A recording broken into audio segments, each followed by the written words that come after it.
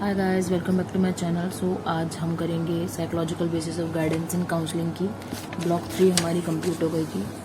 सो हम आज पढ़ेंगे ब्लॉक 4 और यूनिट 1, 2, 3 उसकी टिका देंगे आज में, ठीक है। सो ये आपका ब्लॉक 4 है। ब्लॉक 4 का फर्स्ट यूनिट है आपका मोटिवेशन एंड इमोशंस, ठीक है। So motivation has come from a Latin word which is motum and it means to move, ठीक है। तो इसकी डेफिनेशन है the internal force which causes behaviour.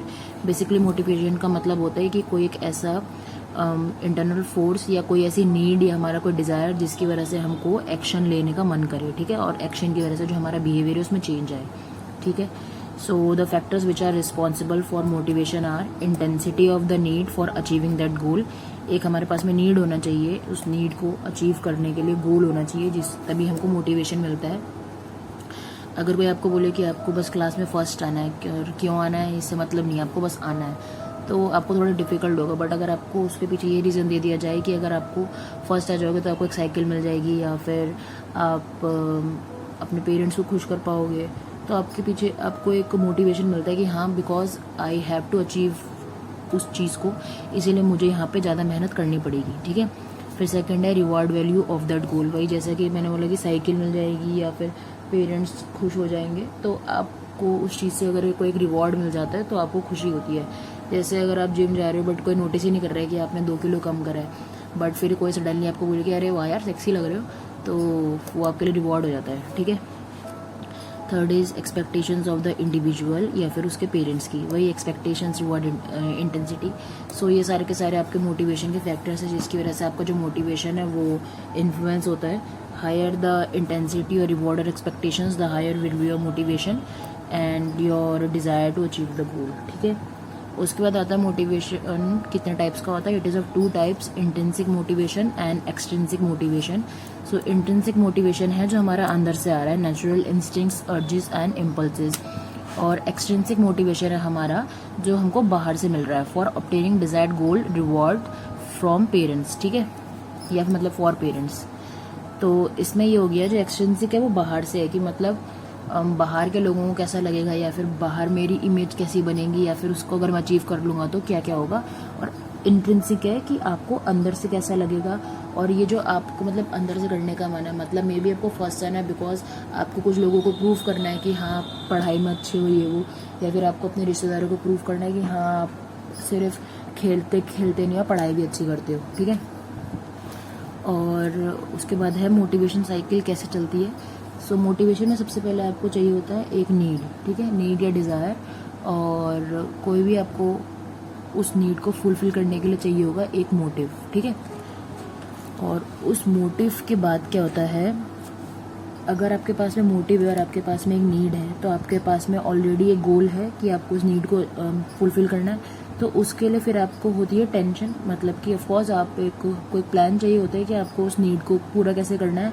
सो उस टेंशन की वजह से आप लेते हो एक्शन, और एक बार जब आपको एक्शन ले लेते हो तो उसके बाद either you are satisfied with what you have got और you are not satisfied, you are dissatisfied, ठीक है। So if you are dissatisfied you try to assess कि where you are wrong and what else you can do to improve your actions to achieve the desired goal. और फिर आप new need बनाते हो या फिर उसको मॉडिफाई करते हो या फिर अपना जो आपने एक्शंस हैं उनको मॉडिफाई करते हो और फिर से आप उसका मोटिव वगैरह ये सब मॉडिफाई करके टेंशन क्रिएट करके एक्शन करने में लग जाते हो, ठीक है। So this is how your motivation cycle works. अब आता है प्रिंसिपल्स ऑफ मोटिवेशन क्या क्या है, ठीक है। सो रेडीनेस का मतलब है कि are you ready to achieve the goal, मतलब कि फिजिकली, मेंटली, इमोशनली रेडीनेस काफ़ी ज़रूरी होती है for taking initiative in the task. अगर आप रेडी नहीं हो तो आप उसको अचीव कैसे करोगे। सो ये सबसे पहला इंपॉर्टेंट है कि आप फिजिकली, मेंटली, मतलब हर तरीके से आप प्रिपेयर्ड हो जो आपका मोटिव है उसको अचीव करने के लिए। फिर है एग्जिस्टिंग नीड्स। जो हमारी एग्जिस्टिंग नीड्स होती है उसके लिए हमारी मोटिवेशन सबसे ज़्यादा हाई होती है क्योंकि वो प्रेजेंट की डिमांड होती है, ठीक है। सो जो फ्यूचर के लिए उसको आप उतना ध्यान से नहीं करोगे, पर अगर जो प्रेजेंट में वो आपको काम आज के आज ही निपटाना है तो आपकी उसकी मोटिवेशन काफ़ी ज़्यादा रहती है, ठीक है। उसके बाद आता है आपका थर्ड, इंटरेस्ट। तो इंटरेस्ट का मतलब हो गया कि आपका उस चीज़ को लेके कितना ज़्यादा आप अराउजल है या फिर आप कितना ज़्यादा चाहते हो कि उसमें आपको सक्सीड होना है। अगर आपका इंटरेस्ट उसमें काफ़ी ज़्यादा है और आपको पता है कि अगर आप उसमें मेरे सक्सीड हो गए तो आपकी बल्ले बल्ले हो जाएगी, तो आपका इंटरेस्ट लेवल हाई होगा और आपका मोटिवेशन लेवल भी काफ़ी हाई होगा, ठीक है। फिर है सस्टेनिंग अटेंशन। जितना ज़्यादा आप अटेंशन इंटरेस्ट को क्रिएट करने में लगा पाओगे उतना ज़्यादा ही आप मोटिवेटेड रहोगे और तो ज़्यादा बेटर आप जल्दी अपना गोल अचीव कर पाओगे। अगर तुम्हारा पढ़ाई में मन नहीं है तो तुम पढ़ाई नहीं करोगे, तुम्हारा मार्क्स नहीं आएंगे तो तुम फेल हो जाओगे तो बेइज्जती होगी तो तुम्हारी झंड। फिर है क्लैरिटी या फिर डिफाइनेड गोल। अगर आपका गोल आपको क्लियर है कि जैसे आपको पता है कि आपको 10th के बाद में 12th में कौन सी स्ट्रीम लेनी है, उसके बाद में आपको क्या करना है, आपका मतलब अगर आपका मेन गोल डिसाइड रहता है तो आपके जो सब गोल्स होते हैं वो ऑलरेडी अपना बन जाते हैं। बट अगर आपका मेन गोल ही नहीं डिसाइड होता है तो आपके सब गोल्स भी नहीं बन पाते, जिसकी वजह से आप अनक्लियर रहते हो, ठीक है। 6th is open positive environment. If you have a positive environment, if you have environment जहाँ पे आपको मोटिवेशन मिल रही है, जहाँ पे आपको सपोर्ट मिल रहा है, तो आपको अपना गोल अचीव करने में प्रॉब्लम नहीं होती है। बट अगर आपको सपोर्टिव एनवायरनमेंट नहीं मिलता है, अगर आपको कोई एक गोल अचीव करना है, आपको यूपीएससी की प्रिपरेशन कर रहा है, बट अगर आपके घर में एनवायरनमेंट वैसा है नहीं कि आपको कोई बोले कि सिर्फ गवर्नमेंट जॉब के लिए प्रिपेयर मत करो, कुछ और भी साइड बाय साइड कर लो, और या फिर आपको घर में बोल जाए कि घर का काम करते रहो, ये सब छोड़ दो, और फिर वही शादी वादी का सीन आ गया, तो आपका पॉजिटिव एनवायरनमेंट नहीं है, ठीक है। 7th है चेंज और वेराइटी। चेंज और वेराइटी का मतलब है जो भी एक्टिविटीज़ जो बोर्डम रिमूव करे और आपका इंटरेस्ट क्रिएट करे to improve the motivation factor, वो काफ़ी काफ़ी इंपॉर्टेंट होती है रूटीन में। क्योंकि अगर अब जब बच्चा कोई पढ़ भी रहा होता है तो अगर आप 10 घंटे पढ़ रहे हो लगातार तो आपको इरिटेशन हो जाएगी, एक ना एक पॉइंट पर आप फ्रस्ट्रेट हो जाओगे। बट अगर आपके पास में चेंज है, आपके पास में एक्टिविटी करने के लिए जिसमें आपको बोर्डम नहीं मिल रहा है, और जब आप दूसरी बार दोबारा से पढ़ने बैठते हो तो आपको फिर से मोटिवेशन मिलता है, तो वो आपके लिए हेल्पफुल रहेगा, ठीक है। फिर प्रोवाइडिंग फीडबैक है, तो feedback is also very important, क्योंकि जो मोटिवेशन साइकिल है उसमें अगर आप डिससेटिस्फाइड है तो वहाँ पे आपको फीडबैक ज़रूरी है। उसके बाद ही आपको पता रहेगा कि आपको और क्या क्या करना है जिससे आपको पॉजिटिव रिजल्ट मिले। इंसेंटिव रीइंफोर्समेंट, वही रिवॉर्ड वगैरह दोगे तो मज़ा आ जाता है आपको करने का, एक अंदर से अच्छा लगता है कि हाँ मुझे मिलेगा। फिर है इंटरनल मोटिवेशन वही अगर आपको अंदर से आपकी अर्ज या डिज़ायर है टू मूव, तो वो सबसे बेस्ट रहता है। एक्सटर्नल मोटिव्स उतना ज़्यादा हेल्पफुल नहीं होते जितना इंटरनल मोटिव्स होते हैं, क्योंकि जब अब तक आपको इंटरनली नहीं लगेगा कि हाँ you have to do something, उसके लिए कोई कितने भी बाहर से आपको बोल रहा है आपको फ़र्क ही नहीं पड़ेगा। इंश्योरिंग सक्सेस, अगर आपको पता है कि आपको सक्सेस उसमें मिलेगी तो आप डेफिनेटली वो करते हो काम, और उसके पीछे क्योंकि साथ में अगर सक्सेस आएगी तो उसके पीछे में आपका रिवॉर्ड्स भी आएंगे, आपका पॉजिटिव सबसे जो घर वाले उनसे शाबाशी वगैरह मिलेगी, तो वही हर चीज़ पॉजिटिव होगी। रोल मॉडल्स, अगर आपको पता है कि मोस्टली बच्चे रोल मॉडल ढूंढने की कोशिश करते हैं कि हाँ इसने ये करा था और ये बना है तो मैंने भी ये करके यही बनना है, ठीक है। सो आपको एक पाथ मिल जाता है, ऑलरेडी प्री डिफाइंड गोल मिल जाता है कि ये करके ऐसे होगा और इतने मार्क्स लेके आना तो मैंने भी इतना ही करना है। फिर है एफिलिएशन अप्रूवल।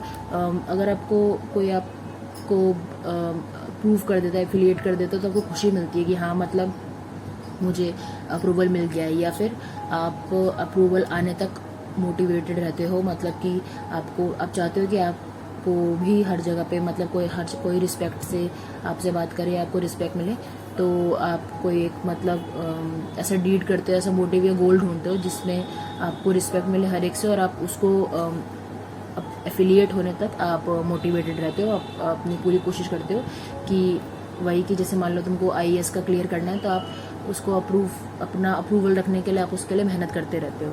लास्ट है रियलिस्टिक एक्सपेक्टेशंस। ऐसे ही नहीं होना चाहिए कि गोल बनाने के चक्कर में इतना मोटिवेट होकर बैठे हुए हैं कि हम यही भूल गए कि कितना हमको मतलब सेट डिज़ायर रखना जितना रियलिस्टिक है। मतलब आपको पता होना चाहिए कि मतलब इसमें रियलिस्टिक एक्सपेक्टेशंस का मतलब ये नहीं है कि मतलब तुम कुछ बड़ा मत सोचो, ऑफकोर्स आप बड़ा सोचो, बट ये है कि अगर आप बड़ा सोच रहे हो और उसमें नहीं हो रहा है तो तुम फिर से अपनी मोटिवेशन साइकिल देखो कि तुमने कहाँ पे गलती करी है, और 1-2 बारी के बाद में तुमको समझ आ जाएगा कि आपने गलती कहाँ पे करी है। तो उसके बाद अगर आप सुधर जाते हो तो ठीक है, नहीं होता है तो इसमें एक्सपेक्टेशंस वाले में वो एरिक्सन की स्टेज भी लग जाएगी, सोशल डेवलपमेंट वाली, कि आपको नहीं मिलता है तो फिर आप दुखी हो जाते हो, ठीक है।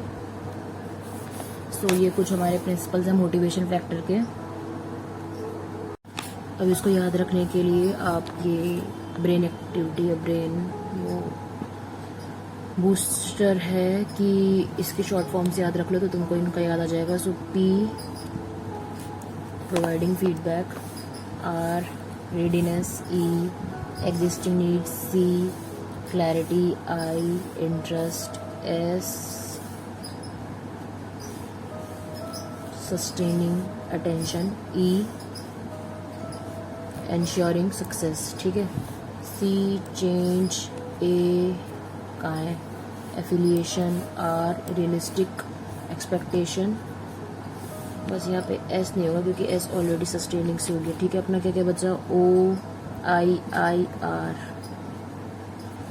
रियो बना सकते हो, प्रिसाइज कार रियो. ठीक है, या जो भी आपका मन करे उसे बना सकते हो. तो आपको प्रिसाइज कार रियो तो याद ही रहेंगे, तो उनसे आप इनको और इनसे इनका मतलब को याद रख सकते हो. ठीक है, सो अब हम बात करते हैं इमोशंस की. Emotion word has come from a Latin word emovere. इसका मतलब होता है टू स्टीर अप या फिर टू एक्साइट. मतलब इमोशंस आपके पॉजिटिव भी होते हैं, नेगेटिव भी होते हैं. ठीक है, सो इसकी डेफिनेशन है एन एजिटेटेड और excited state of our own mind and body. ठीक है, so either you are agitated और यू आर एक्साइटेड, वो इमोशंस होते हैं आपके. अब है नेचर ऑफ इमोशन कैसा कैसा होता है. सो नेचर ऑफ इमोशंस आपके होते हैं, जो कुछ इमोशंस होते हैं जो आपकी नीड्स के ऊपर डिपेंड करते हैं. मतलब अगर आपकी नीड्स सेटिस्फाई हो रही है तो खुश हो, और चैलेंज हो रही है तो आपको थोड़ा इरिटेशन होती है. फिर एडोलेसेंस में हमारे इमोशंस काफ़ी चेंज होते हैं. इंस्टिंक्ट्स हैं जिसकी वजह से हमारे इमोशंस काफ़ी चेंज होते हैं. बायोलॉजिकल ड्राइव्स हैं, साइकोलॉजिकल चेंजेस हैं जो हमारा अगर आपको डर लगता है या आपको कुछ स्ट्रेंज लगता है तो आपको या तो डरते हो या फिर आपका जो पल्स रेट है वो हाई होता है. ठीक है, फिर है kind of emotions. So positive होते हैं, नेगेटिव होते हैं. Positive love, affection, amusement, curiosity, जो है हैप्पीनेस. नेगेटिव में आ गए फियर, एंगर, हेट्रेड, जेलसी, एनविटी. ठीक है, so next is emotional development को आपका फैक्टर्स क्या क्या है जो इन्फ्लुएंस करते हैं. Of course physical development and health. So अगर आपका फिजिकल डेवलपमेंट और हेल्थ आपका अच्छा है तो आपका इमोशनल मेंटल बैलेंस रहता है, इमोशनल स्टेबिलिटी रहती है. फैमिली एनवायरनमेंट अगर आपका पॉजिटिव है, नर्चरिंग है, वार्म है, तो आपको इमोशनल डेवलपमेंट पॉजिटिव रहता है, हेल्प मिलती है. नेबरहुड और कम्युनिटी अगर आपका हेल्दी और स्ट्रांग है तो आपको अच्छा लगता है. मतलब आपको रोज़ रोज़ लड़ाइयाँ नहीं करनी पड़ रही है कि मेरी गाड़ी की पार्किंग की जगह यहाँ पे तो तू क्यों लगा रहा है, ये वो. ठीक है, school environment, peer relation, social development, intelligence, ये सारे पार्ट्स अगर आपके हेल्दी हैं, पॉजिटिव हैं, आपको इनसे वार्म सपोर्ट मिलता है तो आपका इमोशनल डेवलपमेंट, आपका इमोशनल लेवल अच्छा रहेगा, स्टेबल रहेगा. बट अगर यहाँ पे आपको डेली लाइफ में आपको काफ़ी किड़किड़ कर देखनी पड़ती है, सुननी पड़ती है, तो अंदर आपके फ्रस्ट्रेशन बिल्ड होती है और आपका जो टेम्परेंस है वो भी काफ़ी शेक होता है. मतलब आपका जो पेशेंस लेवल है वो काफ़ी ज़्यादा हिलता है. फिर है facilitating emotional development. So emotional development को आप फैसिलिटेट कैसे कर सकते हो. पहला है repression. Repression is for undesirable behaviours. मतलब कि रिप्रेशन का मतलब होता है उसको दबाना. सो जो ये मेथड होता है ये मोस्टली पेरेंट्स और टीचर्स वगैरह यूज़ करते हैं to repress the undesirable behaviours, और जो डिज़ायरेबल बिहेवियर उसको बाहर लाने के लिए. जैसे क्लास में अगर आप कोई मस्ती वगैरह कर रहे हो ज़्यादा तो टीचर्स को वो नहीं अच्छा लगता है कि आपको एक प्रॉपर तरीके से स्कूल में बिहेव करना है. सो वो आपके उस रिस्पॉन्स को या बिहेवियर को सप्रेस करने की कोशिश करते हैं. ठीक है, सो सप्रेस या रिप्रेस करने की कोशिश करते हैं. और घर में भी सेम होता है. अगर आप कोई ऐसा बिहेवियर करते हो जो सोशल नॉर्म्स में नहीं सही तो आपको पनिशमेंट मिलती है और उस बिहेवियर को रिप्रेस किया जाता है. ठीक है, second is redirect and sublimation. So redirect and sublimation का मतलब है कि कोई आपका ऐसा बिहेवियर जिसकी वजह से आपको थोड़ा प्रॉब्लम्स फेस करनी पड़ रही है तो उसको आपके घर वाले या फिर पेरेंट्स या फिर आप खुद या तो रीडायरेक्ट करने की कोशिश करते हो या फिर सब्लिमेशन का मतलब मॉडिफाई करने की कोशिश करते हो अपने बिहेवियर, अपने इमोशन को. ठीक है, और रीडायरेक्ट का मतलब है आप उसकी अटेंशन को डाइवर्ट करते हो फ्रॉम अनडिजायरेबल टू डिजायरेबल. ठीक है, तो इन सबका बेसिक मतलब यही है कि from undesirable behaviour slash emotion से डिजायरेबल बिहेवियर स्लैश इमोशन की तरफ कैसे जाए. कैथारसिस का मतलब है enabling children to release their emotional energies in safe environment. ठीक है, so it is a process जिसमें आप मदद करते हो बच्चे की, क्योंकि हमेशा ऐसे बोलते हैं कि बॉयज़ को तो स्पेशली कि आपको रोना नहीं है, तो उनके अंदर काफ़ी बिल्डअप हो रखा होता है. सो मतलब ऐसी कोई प्रॉब्लम नहीं है, को रोना तो बहुत एक बेसिक बिहेवियर है, आप रो सकते हो जब आपका मन करे. और आपको कैथारसिस में एक सेफ एनवायरनमेंट प्रोवाइड किया जाता है जहाँ पे आप आराम से अपना जो फीलिंग्स हैं उनको बाहर निकाल सकते हो. फिर है इंडस्ट्रियस और मेंटल ऑक्यूपेशन. सो इसमें आ जाएगा आपका self regulating methods of controlling emotions. So अगर आप सेल्फ रेगुलेट करना आपको सिखा रहे हैं मेंटल इमोशंस, तो वो आपके लिए बहुत हेल्पफुल रहता है, क्योंकि इमोशनल डेवलपमेंट में हमेशा आपके पास में कोई ना कोई नहीं होगा आपको सपोर्ट करने के लिए, समझने के लिए या समझाने के लिए। तो कई बार आपको खुद भी सेल्फ रेगुलेट करना पड़ेगा, ठीक है। So these are some points which help to facilitate the emotional development. Next है emotional intelligence. So emotional intelligence was given by Mayer and Selby.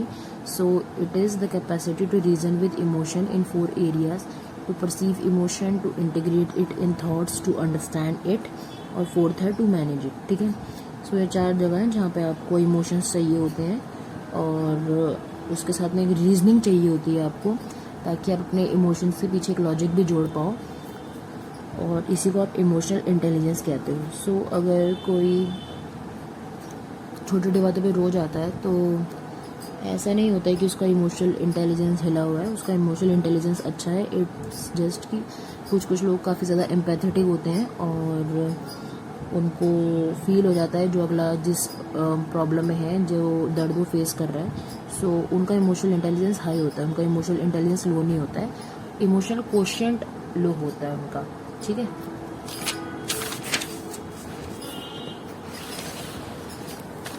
So emotional intelligence is the ability to identify and perceive.